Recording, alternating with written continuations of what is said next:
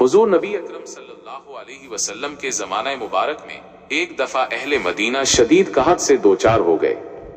एक मर्तबा आप सल्लल्लाहु अलैहि वसल्लम खुतबा जुमा इरशाद फरमा रहे थे कि एक शख्स ने खड़े होकर अर्ज किया, या रसूल अल्लाह, घोड़े हलाक हो गए, बकरियां मुर गईं, अल्लाह ताला से दुआ कीजिए कि हमें पानी मरहमत फरमाए।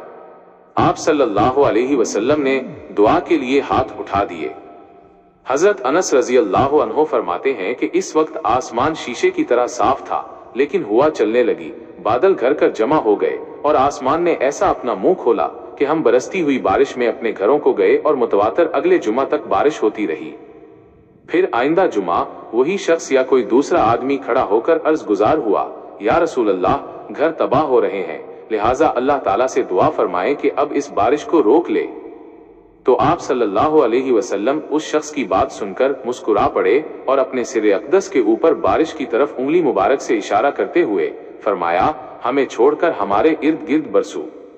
तो हमने देखा कि उसी वक्त बादल मदीना मुनव्वरा के ऊपर से हटकर यूं चारों तरफ छट गए, गोया वो ताज हैं, यानी ताज की तरह दायरा की शक्ल में फैल गए। वल्लाहु